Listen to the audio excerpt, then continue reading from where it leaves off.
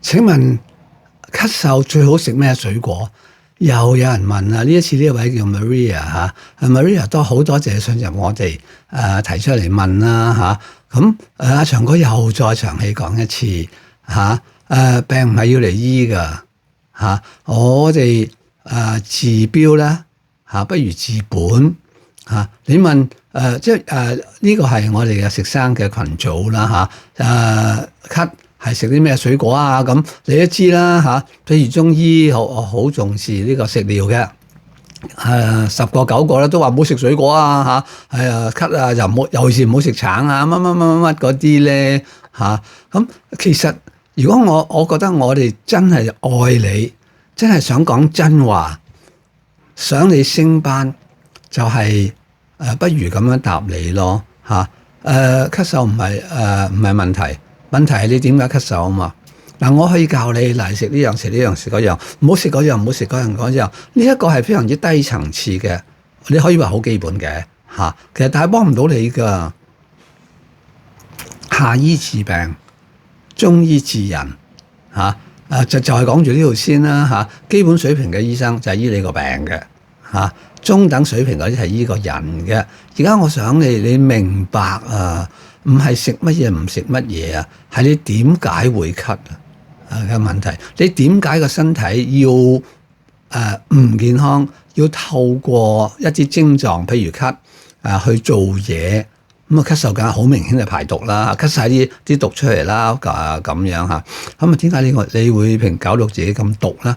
你嘅情緒係咩問題咧？你平時飲食嘅習慣係咩問題咧？你生活作息嘅規律係咩問題咧？呢啲先係問題嘅問題啊嘛嚇。咁所以如果我哋有辦法食咗呢樣嘢就唔咳噶啦嚇，做咗呢樣嘢就唔咳噶啦，冇用噶。過10日你又再問噶啦，我又再咳，我又點算啊？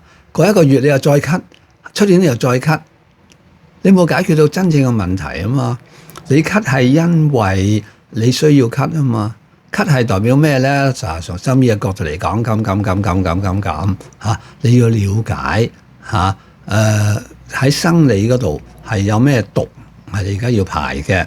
喺心理方面嚇，個人出咗咩問題，所以你要咳咧嚇？點解係而家咳，唔係5年前咳咧？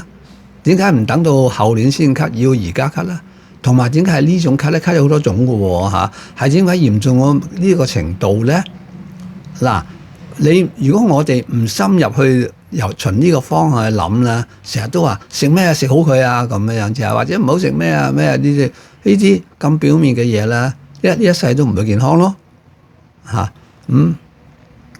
好啦，其實你又再用另外一個層次嚟講咧，咳唔好食咩嘢，問自己個身體啦，唔好信我哋啦，因為個個人唔同㗎嚇，時令又唔同嚇。你夏天食冬天嘅水果，冬天食夏天嘅水果，咪衰硬咯，係嘛？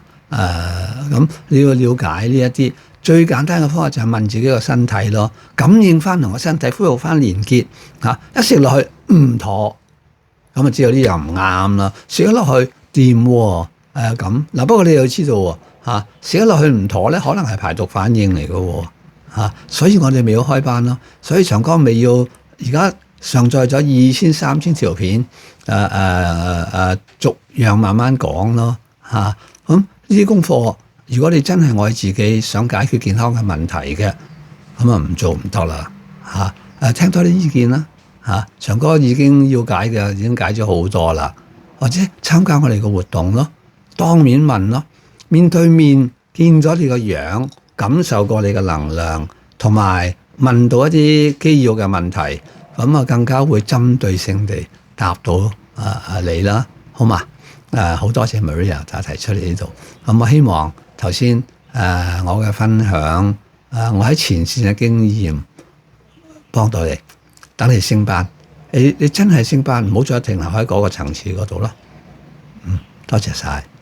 如果你覺得長哥咁樣分享係有價值嘅，傳俾其他人睇啊。拜拜。